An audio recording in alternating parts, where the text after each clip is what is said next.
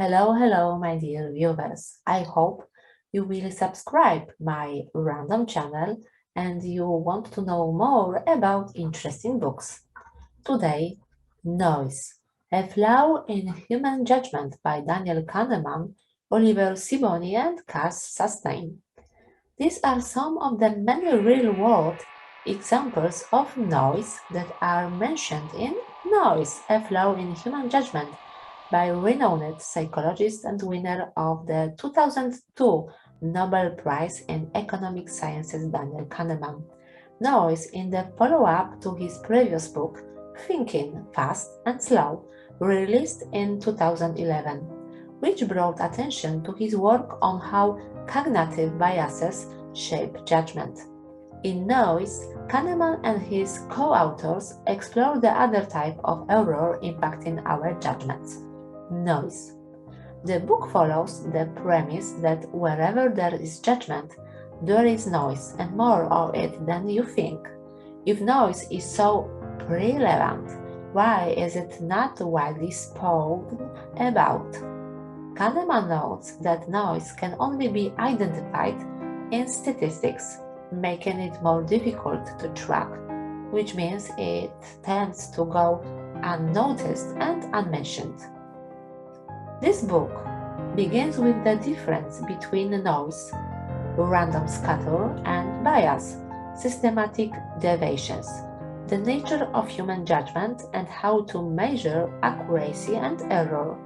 It also goes into predictive judgment, human psychology, and the causes of noise, how to improve judgments and prevent error, and what is the right level of noise.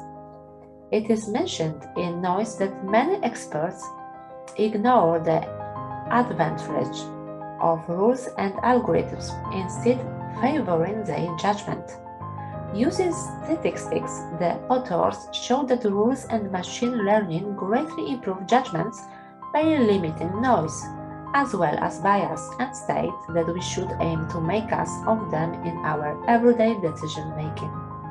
Leaders and decision-makers should take the advice presented in Noise and utilize rules-based frameworks and artificial intelligence to help make better judgments.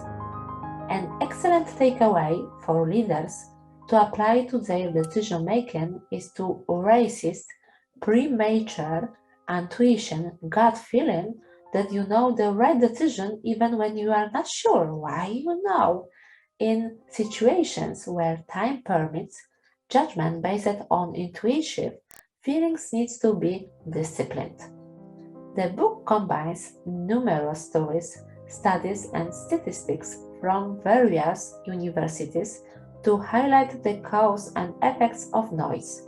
Sometimes it can be quite in-depth when going through statistics and the psychology of judgment, which the authors recommend skipping over if you are predominantly interested in the applications of noise reduction.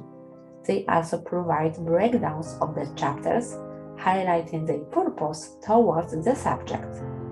When people consider errors in judgment and decision-making, they most likely think of social biases like the stereotyping of minorities or of cognitive biases such as overconfidence and unfounded optimism. Yeah, we are sometimes too optimistic. I'm right, you are right. Not really. The useless variability that we call noise is a different type of error. To appreciate the distinction, think of your bathroom scale. We would say that the scale is biased if its readings are generally either too high or too low. If your weight appears to depend on where you happen to place your feet, the scale is noisy. A scale that consistently underestimates true weight by exactly 4 pounds is seriously biased but free of noise. A scale that gives 2 different readings when you step on it twice is noisy. Many errors of measurement arise from a combination of bias and noise. The authors point out humans are much better at thinking causally than statistically. This means it's easier for us to attend to bias where we can tell a story to explain an unexpected decision. For example, gossip. You know what?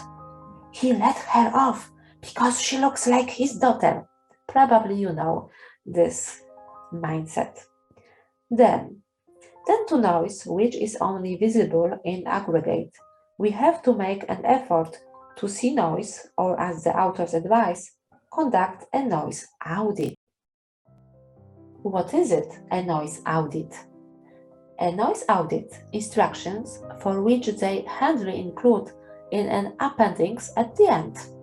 They also include a range of noise reduction strategies, from substitution, comparative judgments, for absolute judgments, instead of graduating essays one by one, putting them in order from best to worst, to replacing humans with the ultimate in noise-free decision-making algorithms.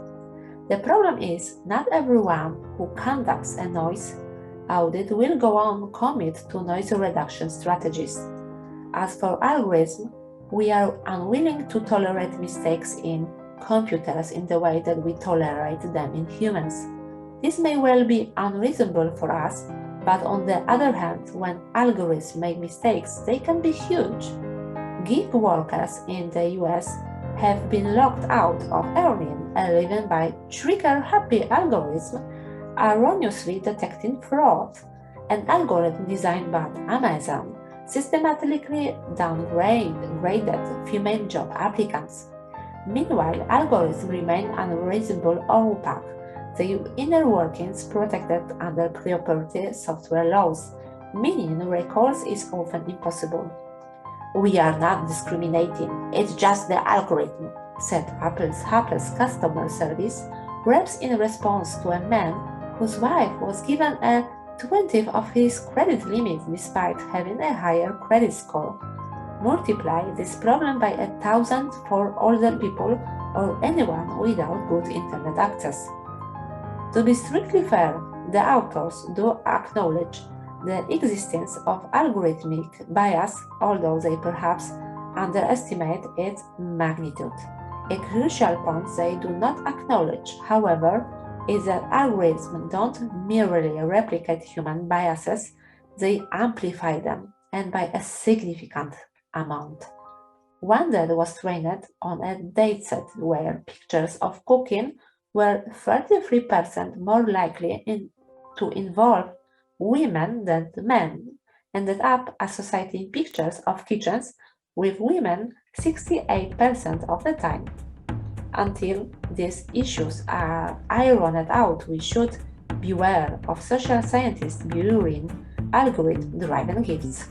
We need to be just careful.